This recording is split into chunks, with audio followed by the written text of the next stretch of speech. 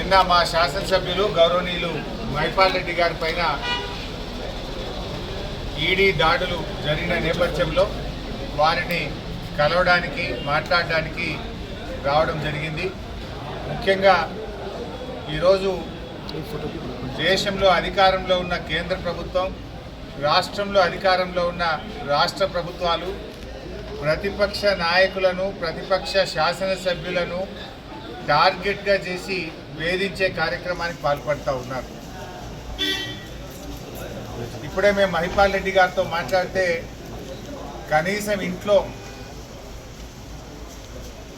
డబ్బు కానీ బంగారం కానీ ఎలాంటి వస్తువులు కానీ ఇంట్లో ఒక్కటి కూడా అక్రమంగా దొరికింది ఏమీ లేదు.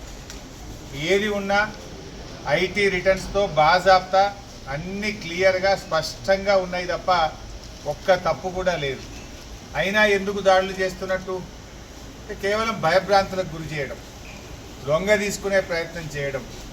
ఒకవైపు రాష్ట్ర ప్రభుత్వం అక్రమ కేసులు పెట్టి ప్రతిపక్ష శాసనసభ్యులను పార్టీలోకి తీసుకోవడానికి మరి ఈరోజు రాష్ట్రంలో కాంగ్రెస్ ప్రభుత్వం చేస్తూ ఉంది. ఇవాళ దేశంలో ఐటీ ఈడీ దాడుల గురించి ఏ రకంగా జరుగుతున్నాయో దేశ ప్రజలందరూ కూడా చూస్తూ ఉన్నారు. కేవలం ప్రతిపక్ష నాయకుల మీదనే జరుగుతూ ఉంటాయి. ఇవాళ నీట్ ప్రశ్నపత్రం లీక్ అయింది. దేశంలో 24 లక్షల మంది విద్య కోసం పరీక్ష రాస్తే ఆ పరీక్ష ప్రశ్నపత్రం అంగట్లో సరికైపోయింది. బీహార్లో, గుజరాత్లో 2 రోజుల ముందే ప్రశ్నపత్రాన్ని 30 లక్షల రూపాయలకు అమ్ముకున్నారని అన్ని వార్తలు వస్తూ ఉన్నాయి. ఆ ప్రశ్నపత్రాలు అమ్ముకున్న వాళ్ళను బీహార్ పోలీసులు అరెస్ట్ చేసినారు. మరి ఆడు ఎందుకో ఈడీ దాడులు చేయరు? అక్కడ మీకు పిఎంఎల్ఏ కనబడతలేదా? ఆ విద్యార్థులు వాళ్ళ తల్లిదండ్రులు ఆందోళన చెందుతూ ఉంటే ప్రశ్నపత్రం లీక్ అయితే ఎందుకో కేంద్ర ప్రభుత్వం స్పందించదు. అక్కడ ఆ ప్రశ్నపత్రం లీక్ అయిన అధికారుల మీద కానీ, పరీక్ష పెట్టినటువంటి ఎన్ఏటీ మీద కానీ ఎందుకు ఈడీ ఇన్కమ్ ట్యాక్స్లు దాడులు చేయరు? అంటే అధికార పక్షానికి ఒక నీతి, ప్రతిపక్షానికి ఒక నీతి. ప్రతిపక్షాల మీద అక్రమ కేసులు పెట్టడం, లొంగ తీసుకునే ప్రయత్నం చేయడం ఈరోజు జరుగుతూ ఉంది. ఎందుకు నీట్ ప్రశ్నపత్రం మీద ఈరోజు కేంద్ర ప్రభుత్వం స్పందించదు? ఎందుకు ఈడీ ఐటీ దాడులు ఇప్పటిదాకా ఎక్కడ కూడా ఎందుకు చెయ్యరు అని నేను అడుగుతూ ఉన్నా. ఇవాళ దేశమంతా ఇబ్బంది పడుతూ ఉన్నారు. మన రాష్ట్రంలో కూడా దాదాపు 1,00,000 కుటుంబాలు, 1,00,000 కుటుంబాలు నీట్ పరీక్ష రాసి ఇవాళ ఏంది మా పిల్లల భవిష్యత్తు ఏందో ఆందోళన చెందుతూ ఉంటే, ప్రశ్నపత్రం అంగట్లో సరుకులాగా అమ్ముకుంటూ ఉంటే దాని మీద కేంద్రం కానీ, ఈ ఇన్కమ్ ట్యాక్స్ డిపార్ట్మెంట్ కానీ, ఈడీ కానీ నోరు మెదపని పరిస్థితి ఉన్నది. మరి రాష్ట్రంలో ఏం జరుగుతూ ఉంది?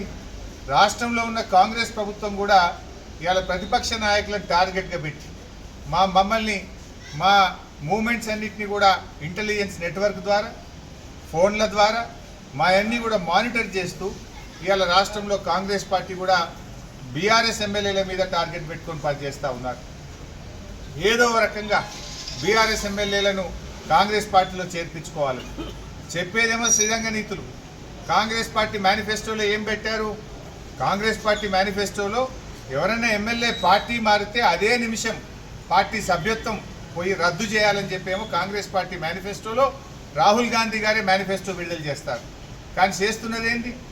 ఇవాళ బీఆర్ఎస్ ఎమ్మెల్యేల ఇండ్ల చుట్టూ తిరుగుతూ బీఆర్ఎస్ ఎమ్మెల్యేలను కాంగ్రెస్ పార్టీలో చేర్చుకోవడానికి కుట్రలు చేస్తూ ఉన్నారు.